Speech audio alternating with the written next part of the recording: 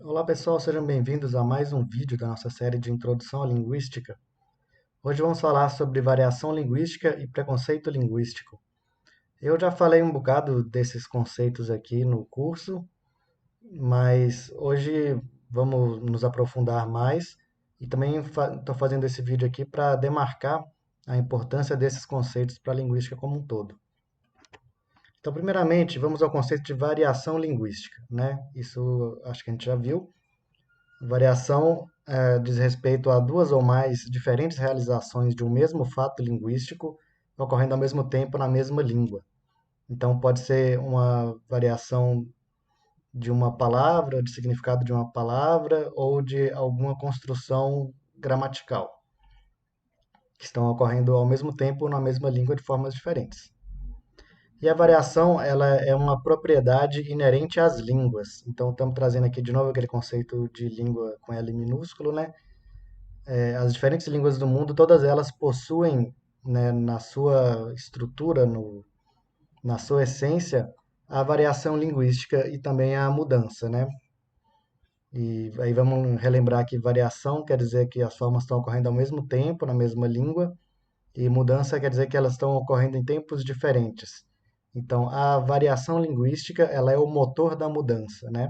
As formas coexistem e depois elas vão se cristalizar na língua, gerando a mudança linguística. Isso faz parte da evolução natural de qualquer língua. Se a língua está sendo usada por pessoas, então ela vai variar. E quanto mais pessoas, mais ela varia. E a variação linguística está relacionada com a evolução das línguas, como eu falei, né? Se não existisse variação, não existiria mudança. Quando a gente inventa uma língua artificial, então ela não possui variação, ela existe apenas daquela forma que foi criada. Se dois grupos de pessoas começarem a usar essa mesma língua, com o tempo eles vão gerar formas diferentes com variação dentro dessa mesma língua, a não ser que exista uma força maior que desacelere esse processo de evolução natural da língua.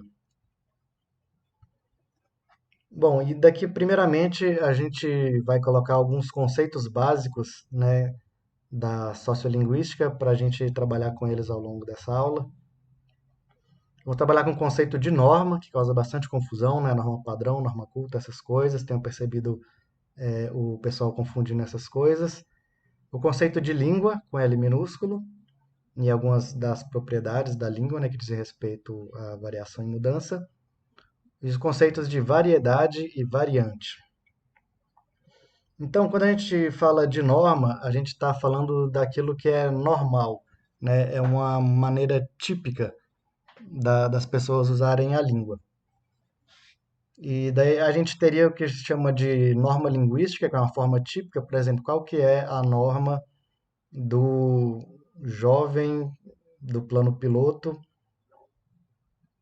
com formação universitária? Existe uma maneira, existe traços que unem essas pessoas dentro de uma forma linguística parecida. Isso aí, de forma genérica, a gente pode chamar de norma, mas aí a gente precisa estabelecer aqui o que é norma padrão e norma culta e norma vernacular, que são conceitos importantes aí. A norma padrão, então, já falei bastante sobre a norma padrão também aqui ao longo do curso, ela é uma forma artificial da língua, né, da língua escrita. Então, a norma padrão é uma forma abstrata e artificial, ela pertence ao registro escrito da língua e é aquela norma da gramática normativa, né, que é estabelecida como padrão. Ela é norma porque ela tem um conjunto de características que a definem. Ela é padrão porque ela não é uma forma de um grupo específico de pessoas, mas sim uma forma artificial. E ela é normativa porque é uma forma de escrita que é obrigatória. Quando você vai escrever um texto formal escrito, é em norma padrão que você escreve, né? E daí tem a coisa dos erros gramaticais, erros ortográficos, essas coisas.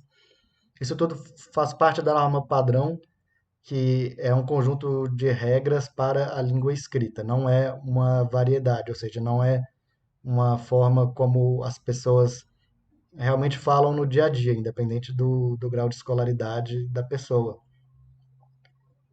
Ela é uma forma estável e homogênea. Ela é homogênea porque ela é igual para todos, ela não tem variação regional, por exemplo, e ela é estável ao longo do tempo, porque ela muda muito mais lentamente do que a língua falada. E a norma padrão também diz respeito a uma variedade de prestígio, né, que tem prestígio social, socioeconômico, né? A norma padrão, então, ela não é uma variedade, porque ela não é falada corriqueiramente, né, pelas pessoas. Ela é sim uma forma abstrata e artificial, e que ela é baseada em uma variedade de prestígio, que é a norma culta. Então, a definição de norma culta seria aquela forma de falar típica de falantes urbanos que participam ativamente das práticas de letramento. Aqui eu estou citando, né, o autor aqui, falantes urbanos que participam ativamente de práticas de letramento. Ou seja, as pessoas que têm uma cultura letrada, uma cultura escrita, uma cultura acadêmica. Ah, eu, por exemplo, eu falo em norma culta, pelo menos durante as aulas, né? Vocês vão ver que a diferença entre norma culta e vernacular, mas em contextos que a gente chama de monitorados, né, contextos formais, eu sou um falante de norma culta. Então, vocês podem ver que quando a gente fala de norma padrão, é uma coisa que pertence à escrita e norma culta que pertence à fala. E a norma culta está relacionada com os falantes cultos, né, que são as pessoas de maior escolaridade que trabalham bastante com a língua escrita, e ela é uma forma linguística, uma variedade, né, em uso, que ela tem muitas características da escrita, né? Padrões que a gente tem na escrita acabam passando para a fala à medida que a gente se torna esse falante nativo, vamos dizer assim, de norma culta, né? O falante letrado. E daí o que seria então a norma vernacular? É também um padrão de fala do falante urbano, né? Uma forma mais próxima da norma culta, só que informal. Então, a norma vernacular é como o brasileiro geralmente fala, o brasileiro urbano geralmente fala em contexto não monitorado. Então, como eu falei, eu sou um falante de norma culta. Então, em contextos menos formais, né, eu vou usar a norma vernacular para falar. Então, quando eu estou dando uma aula é uma coisa, mas no dia a dia eu estou usando essa norma chamada de vernacular. E ela é uma forma de nivelamento linguístico, né, uma forma típica de uma comunidade. E daí a gente pode falar não só da norma vernacular do brasileiro urbano escolarizado, mas também a norma vernacular de qualquer grupo, né? Ela é uma forma linguística que unifica um determinado grupo.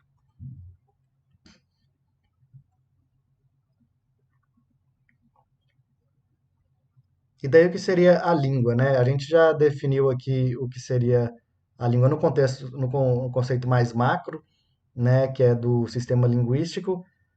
Agora a gente está falando de línguas específicas. O que é que caracteriza essas línguas específicas?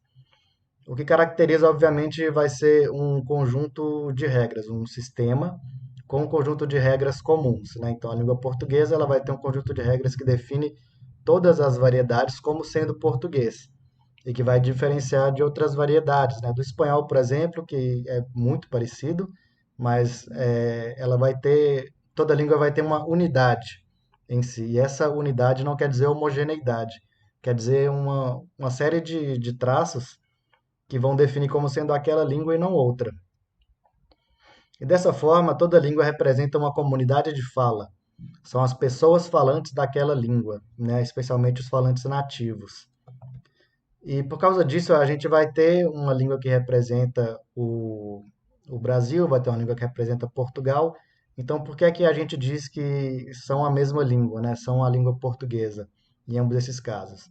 E por que é que a gente, né, não considera o espanhol, por exemplo, da Espanha ou o espanhol da Argentina dentro desse mesmo grupo, né, que seria a língua portuguesa? Porque a definição do que seja uma língua, ela passa por vários fatores linguísticos, evidentemente, e passa também por fatores sociais, socioeconômicos e políticos. Então, o conceito de língua é um conceito político, né? São formas de falar que têm uma série de traços comuns, mas que politicamente é definido como sendo uma língua e tendo um nome, tendo um território. Enquanto que o conjunto de traços definitivos da língua, de uma maneira mais genérica, a gente pode chamar de isoglossa. Então, o português do Brasil seria uma glossa, o português de Portugal, o português e o espanhol juntos seriam outra, né? Porque não existe, não tem como separar de maneira objetiva qual seria o limite entre uma língua e outra. Então, diz mais respeito à definição dessa comunidade de falantes. E definir essa comunidade com, com características mesmo políticas, territoriais, demográficas. E daí, do ponto de vista da sociolinguística, a gente pode dizer que toda língua é um conjunto de variedades. Então, a língua é essa unidade e ela pode ser definida como um conjunto de variedades, né, que são as formas diferentes de falar, por exemplo, de cada região do Brasil, é uma forma, né? Tem as variedades de acordo com o extrato social, com escolaridade. Então, o português ele não só é uma unidade em si, mas ele é um conjunto de variedades que cada uma também tem uma unidade em si. Daí, se a gente for dividindo cada vez mais, você vai chegar até o nível do indivíduo, né? A mínima divisão possível da variedade linguística seria uma pessoa só. Se bem que nem isso, porque a gente também varia a maneira como a gente fala o tempo todo. Ao longo do dia a gente já vai variando e ao longo do tempo também a gente vai mudando de acordo com as novas tendências que vão surgindo aí. E daí a gente chega no conceito de variedade, né? E mais para frente eu vou explicar mais essa questão da variação entre regiões, entre pessoas, entre camadas sociais e até mesmo dentro da mesma pessoa. Então, uma variedade é qualquer modo distinto de uma língua. Como eu disse, a língua é uma unidade de características que tornam ela uma língua comum e a distingue de outras línguas. E uma variedade também é uma unidade em si. Ela tem características que vão tornar ela distintiva e que vão distinguir de outras variedades. A variedade também é chamada de dialeto. Como eu falei, o conceito de dialeto ele também vai ser um conceito político, né? Porque se todas essas variedades são consideradas dentro de uma mesma língua, então elas são dialetos. Alguns exemplos de variedades seria, por exemplo, por região, né? Os dialetos regionais. Então a gente tem uma variedade baiana, tem uma variedade brasiliense. Coloquei aqui uma variedade sulista, que aí já seria uma outra categoria que não o estado, mas sim uma região. Existe a variedade brasileira, o que quer dizer que todas essas variedades estão incluídas dentro da brasileira e são distintas da variedade portuguesa, por exemplo, e de outras. Daí a gente chega no conceito de variante. A gente falou de variação, variedade, variante, não confundir as três coisas. Variantes são as formas alternativas, né? Então, se a variação é a existência de formas alternativas, a variante são cada uma das formas individualmente. Então, aqui quando a gente fala da oposição, que a gente colocou já na outra aula, entre os livros e os livro, então cada um é uma variante, elas coexistem, né? Pode ser que uma delas desapareça depois e aí gere a mudança linguística, né? Transformando uma variante em outra. Mas elas são variantes que coexistem ao mesmo tempo, na mesma língua. Elas são determinadas por uma série de fatores, né? Existe variação de contexto formal e informal, de escolaridade da pessoa, de idade também, que vai determinar usar uma forma ou outra, mas elas são variantes. Tem até outros exemplos, né? Quando a gente fala venha aqui, usando a forma que é a preferida, né, da norma padrão, ou falar vem aqui, né, sem a conjugação, eles fazem, eles faz, isso aí são variantes. E aí vamos falar agora sobre os tipos de variação. Eu coloquei aqui, né, variação diacrônica, diatópica, diastrática, diafásica, diamésica. Existem outras, esses nomes são complicados, mas a gente não vai usar esses nomes não. Existem outras formas melhor de se referir que, que vai expressar o que elas querem dizer, né? Então a gente tem primeiro a variação histórica, também chamada de diacrônica. É a variação ao longo do tempo. Não confundir variação histórica com mudança, né? Mudança quer dizer que ocorreu um processo de mudança, com variações coexistindo e uma, né, se cristalizando na língua. Variação histórica quer dizer ou que você está vendo dois registros em dois momentos diferentes, cada um sendo típico daquele momento, ou então a observação que você, ou então a variação que você observa em diferentes faixas etárias, né? Então as pessoas mais velhas, elas vão usar uma forma que era típica antes, mas como elas ainda usam, então é um tipo de variação também. Aí coloquei aqui alguns exemplos, né, de variação de pronúncia, de gramática. Então, na pronúncia, a gente tem um caso muito curioso que é o do L final, que antigamente em português do Brasil pronunciava-se o L no final das palavras.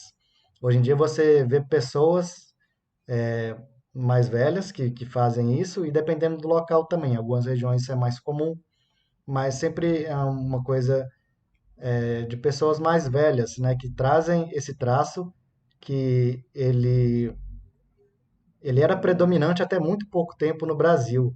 Existe um fato muito curioso que a gente usa aqui no curso de letras, nas aulas de linguística, usa muito a referência do Matoso Câmara, né, que é um pesquisador brasileiro, que ele fez a descrição do português falado no Rio de Janeiro, nas camadas médias urbanas. E daí, praticamente tudo que ele descreve é válido hoje em dia, quando a gente considerar o mesmo escopo, né? O Rio de Janeiro, camadas médias urbanas, ah, praticamente tudo que ele coloca ali se aplica. Mas ele informa que esse L pronuncial, como na palavra sal, por exemplo, né, na palavra fatal, na palavra mel, esse L é pronunciado como uma consoante, como L, né, que aí fica sal, fatal, mel, e isso não é muito comum hoje entre as pessoas mais jovens, né? Jovens adultos, adolescentes, crianças, não falam dessa forma. Então, isso aí é uma coisa que mudou, é um tipo de mudança. Mas hoje em dia coexiste como variação, dependendo da idade da pessoa e também da região do país. E também em outros dialetos, né, fora do Brasil, isso é bastante comum também. Inclusive, ele menciona que é um dos poucos casos em que uma palavra pode terminar em consoante, e realmente são pouquíssimos os casos. Esse aqui não é um deles. E daí, dando outro exemplo que eu comentei numa aula anterior também, que é quando você pega o Camões, você pega os Lusíadas, né? É um texto que tem quase 500 anos, né? Bastante antigo, tem muita diferença. E a gente observa que nesse texto ocorrem as formas tanto frauta quanto flauta, né? Não tinha muito uma padronização, na verdade não tinha uma padronização da ortografia nessa época, né? Você observa as duas formas. E daí no meu outro vídeo eu até comentei que não existe a palavra frauta, mas eu me enganei, porque realmente tem pessoas que falam assim hoje em dia. E geralmente são pessoas mais velhas e na zona rural, né? Não necessariamente na zona rural, mas geralmente são pessoas mais velhas, falam frauta ao invés de flauta. A gente vai ver mais para frente com a variação de culto e popular que existe esse, acho que é rotacismo que chama, né? Rotacismo do L, que aí forma frauta, galfo, esse tipo de coisa, né? E daí coloquei alguns exemplos também de variação histórica na gramática, mais especificamente na colocação pronominal.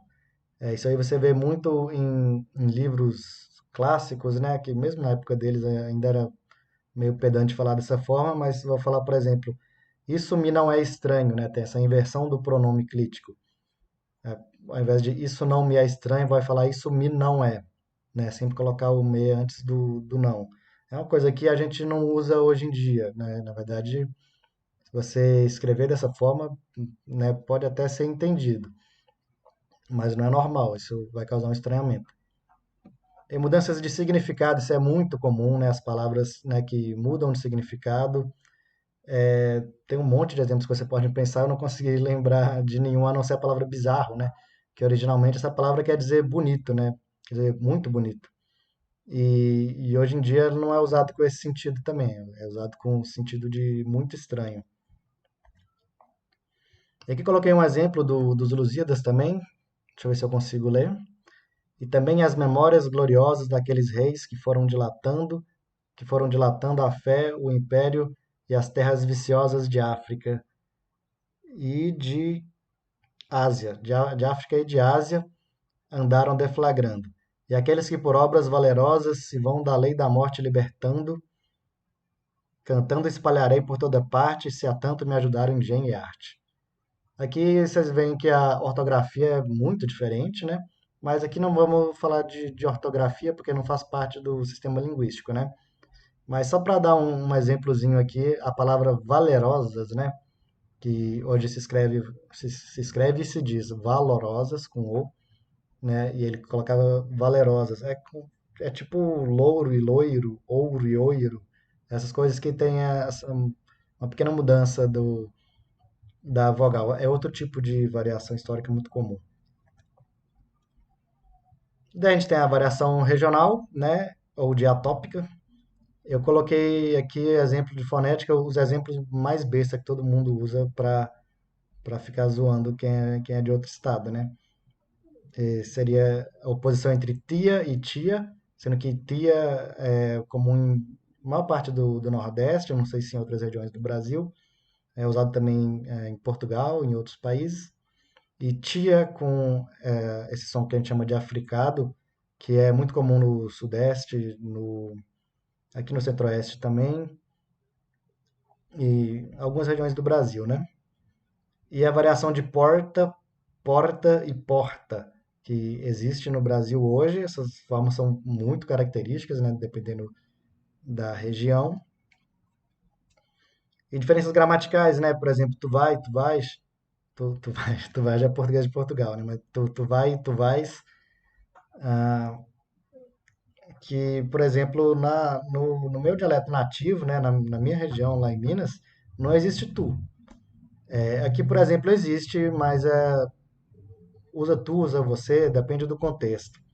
Mas o tu, né, aqui no Rio, né, uma coisa que ela tem uma concordância que a gente chama de terceira pessoa, né, como se fosse terceira pessoa, que é o tu vai, tu foi. E no sul, a maior parte da região sul, se usa com essa conjugação que a gente chama de segunda pessoa, né, tu vais. Da mesma forma, em Portugal também se usa assim. E daí, outro exemplo, esse livro é do João, esse livro é de João. Eu acho muito curioso esse de, né, sem artigo, porque ele é comum no Nordeste, ele é comum em algumas regiões de Minas, ele é comum em algumas regiões de São Paulo. Eu não sei qual que é a lógica dele, porque ele está bem distribuído assim pelo território. E daí a gente tem a variação social ou diastrática. Isso aqui é interessante porque ela vai incluir basicamente todo tipo de variação, porque são formas típicas, né, dependendo da classe social da pessoa, do gênero, da escolaridade. Depende também, que eu chamei de tribo, acho que ninguém usa essa palavra hoje em dia, mas do grupo no qual a pessoa está inserida, com o qual ela se identifica, né, dentro daquele grupo vai se formar características linguísticas próprias. E daí, dentro de uma mesma região, você vai observar diferenças típicas de classe alta e classe baixa dentro da mesma região, que às vezes, né, vai ser, vai ter esses traços em comum com outra região, né? Então, uma variação se sobrepõe à outra. E daí, dentro do Brasil, isso eu já falei também em outros vídeos, né? Foi observado que, com relação à variação social, o maior grau de variação existe entre o que a gente chama de um extrato escolarizado e não escolarizado, né? O pouco escolarizado, na verdade. Que existe uma variação linguística muito grande entre aquela norma culta, que é típica de pessoas com alta escolaridade. Não necessariamente vai ser de mais alta renda, por exemplo, mas de maior escolaridade. E daí tem as variedades, tem a variedade culta, né, que é essa norma culta, e tem as variedades não cultas, né, que aí varia muito com relação a não só a escolaridade, mas também esses outros fatores, né, gênero, grupo social, classe. E daí a gente tem alguns exemplos aí de variação entre variedade culta e não culta, né? Por exemplo, na variedade não culta tem as formas como brusa, craro, né? E na variedade culta com o L ao invés do R, né? Eu não quero essa forma típica do não, já falei aqui sobre o não antes, né? Mas ele tem essa forma típica que é vir logo antes do verbo. Sendo que na variedade não culta é mais flexível, né? Existe muito eu quero não, né? Ou então eu não quero não.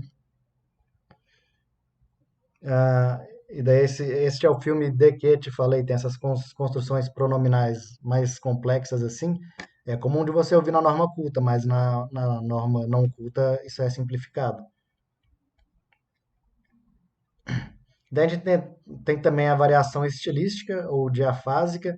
Isso diz respeito, né, principalmente entre variação para uma mesma pessoa. Você pega uma pessoa que é de uma determinada região, classe, escolaridade, essa mesma pessoa vai ter variação dentro dos registros linguísticos que ela vai usar, né? Então, é a variação dependendo do contexto, né? Quando a gente fala de estilo, a gente sempre pensa em contexto.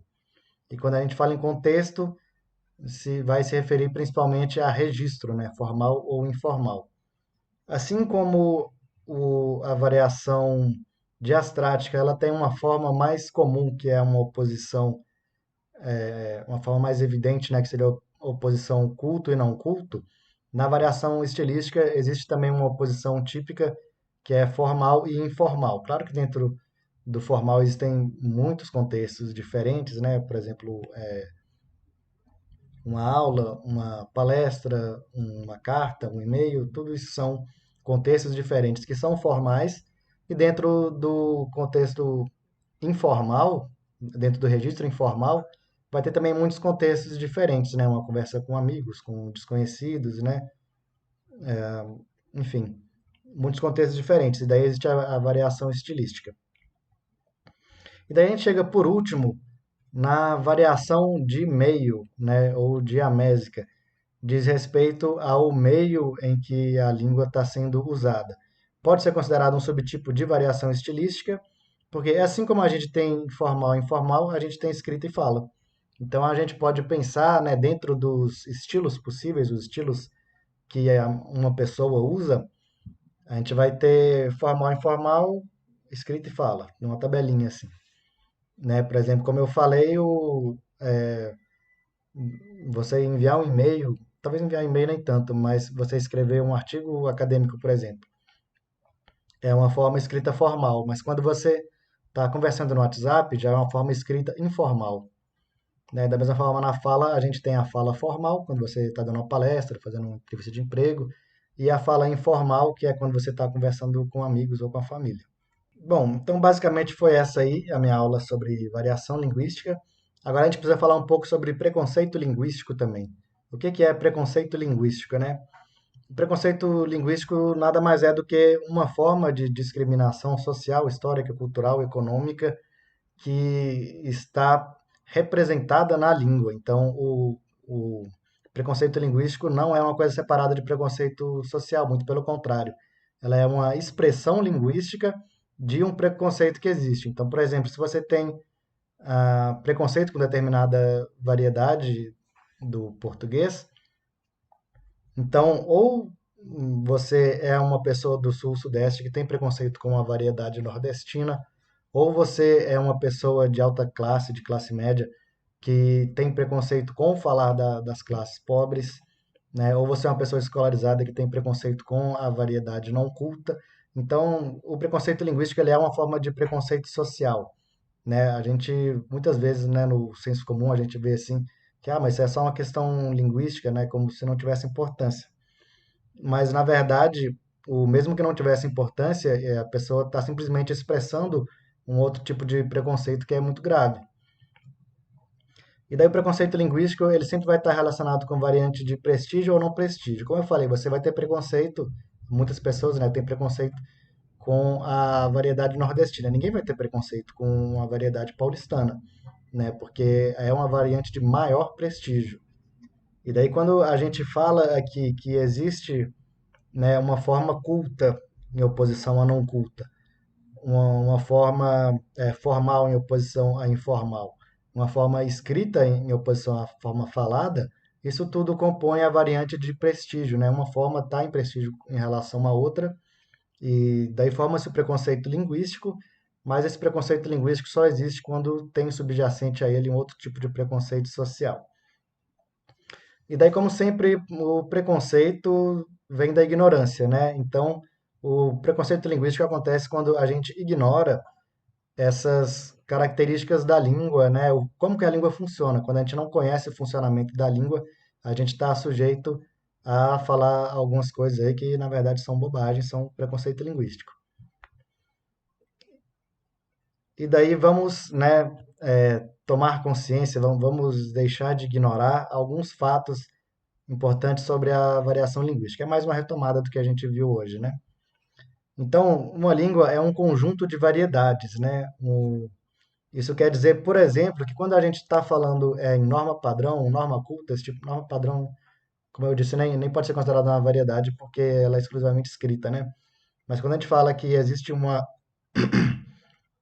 norma culta, por exemplo, a norma culta é uma variedade. Ela não é um padrão no qual as outras se espelham. Ela é uma variedade, uma das muitas variedades. Isso é um erro bastante comum que eu vejo meus alunos cometendo, que é, por exemplo, você pede, dê um exemplo de variação, aí fala os meninos, os meninos. E daí ela diz que falar os meninos ao invés de os meninos é um exemplo de variação. Só que tem um erro conceitual muito sério aí, que não é ao invés de. Quando você fala que é os meninos ao invés de os meninos, você está dizendo que os meninos é uma forma anterior, idealizada, padronizada, da qual deriva a outra. Isso não é verdade. A língua é um conjunto de variedades, né? E cada variedade tem uma lógica interna, ou seja, isso eu já falei, né? A variedade ela é uma unidade de uma série de características que tornam ela uma coisa em comum e que a diferenciam das outras variedades. Então, cada uma vai ter um conjunto de regras próprio, né? Não existe, não tem como você falar que uma variedade é errada, né?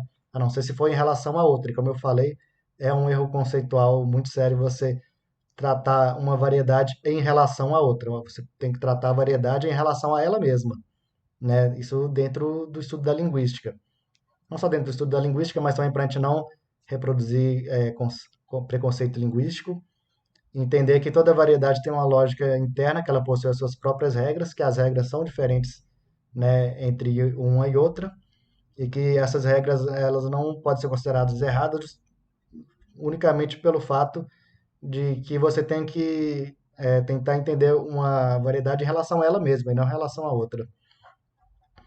E as variedades também são uma forma de identidade de grupo. Aí isso é interessante porque aí a gente está falando daquela relação entre preconceito linguístico e preconceito social. Porque se a variedade é a maneira como a pessoa se reconhece como fazendo parte de um grupo, então desqualificar essa variedade é desqualificar a pessoa, desqualificar o grupo. Né? Um exemplo que a gente poderia dar é o português do Brasil, né? O português do Brasil identifica a gente como sendo brasileiros. A gente não reconhece outras formas de português como sendo parte da gente. A gente reconhece que o português do Brasil é uma parte da gente, da nossa cultura. E daí dentro de grupos, né, dentro de tribo urbana, cada um vai ter a sua, né, dentro de gerações, por exemplo, né, as pessoas mais jovens vão ter um falar típico e vão se reconhecer como, né, um modo de falar de jovem, não vão se reconhecer em outras formas. E daí se a gente for estender isso para variantes sem prestígio, né, como por exemplo português rural, português do Nordeste, você precisa entender então que essas variedades fazem parte da identidade daquele grupo também. E daí cada pessoa também conseguir se reconhecer nessas variedades que usa, mesmo que não tenha um prestígio. E por último, dizer que a variação é inerente à língua, né? Não existe língua sem variação. E não só ela é uma coisa que é inerente à língua, mas ela também faz parte da evolução linguística, né? É como as línguas se transformam ao longo do tempo, é através de variação. E daí a parte que muitos de vocês devem estar esperando, né, que é, afinal, como é que eu vou aplicar esses conceitos no ensino, né? Porque a gente sabe que dentro do ensino de português, a gente tem que ensinar a norma padrão, né? Então, esse seria o objetivo principal do ensino. Mas, então, como é que eu vou usar todos esses conceitos de variação e de preconceito dentro do ensino, né? Se eu preciso ensinar a norma padrão. Então, em primeiro lugar, é não reproduzir preconceito linguístico, né? Da mesma forma que é cobrado do professor não reproduzir preconceito de raça, de classe, de gênero, você não deve reproduzir preconceito linguístico na sala de aula. Você tem que dar o exemplo. Em segundo lugar, desenvolver a sensibilidade cultural. Primeiramente, ter sensibilidade cultural e tentar desenvolver isso nas pessoas. O que seria a sensibilidade cultural? Seria justamente entender que cada pessoa ela está inserida dentro de uma cultura, dentro de uma comunidade que tem essas características culturais que a definem, né? Então você vai ensinar o português padrão para todos os alunos, todos vão aprender o mesmo português padrão. Mas a pessoa ela já traz na bagagem dela, né, outras variedades que ela domina, né, variedades na qual ela cresceu, foi criada, foi ensinada. Então, é preciso considerar, né, não só a padronização que você faz quando ensina a norma padrão, mas também as especificidades de cada pessoa e trabalhar nelas esse senso de reconhecer que isso é uma parte da cultura delas, né? E que isso, né, acima de tudo, entender que isso não é motivo de vergonha e, e que não pode ser considerado um erro, pode ser considerado um desvio da norma padrão, né? Que é o que a pessoa vai usar no contexto escolar, mas ela não é considerada um erro, porque ela faz parte da própria essência da pessoa, da existência dela. E daí desenvolver a proficiência linguística, porque como eu falei, cada pessoa vai vir com a sua bagagem, mas às vezes a bagagem que a pessoa tem é só falar do jeito que ela fala dentro de casa com a família, não vai ter essa proficiência em vários contextos diferentes. E à medida que a gente, né, vai se escolarizando, isso aí qualquer pessoa, né, vai desenvolver proficiência em uma série de registros linguísticos diferentes, ou melhor dizendo, de estilos diferentes, né? Então é importante desenvolver essa proficiência nos alunos, né? E em você mesmo, é lógico. Mas assim, entender que essa norma padrão, ela é usada na escrita em contexto formal, ela é a forma da escola, o jeito que você fala, né, no dia a dia com os amigos ou com a família, né, tá tudo bem, ele não é feio, não é errado, né? Você vai continuar se expressando dessa forma e entender também que existe um contexto formal, oral, né? Que tem as regras próprias. Entender que existe uma escrita informal que tem as regras próprias, né? Entender que a linguagem que você usa vai depender de qual o seu objetivo e também do que as pessoas esperam de você, né? O que você espera expressar e daí conseguir desenvolver essa competência nas pessoas, de conseguir reconhecer, de conseguir ser proficiente em vários estilos e saber usar no momento adequado. É uma questão de adequação, né? O que a gente sempre fala aqui, não existe erro, existe inadequação. É inadequado você escrever, você fugir da norma padrão quando você vai entregar um trabalho na faculdade.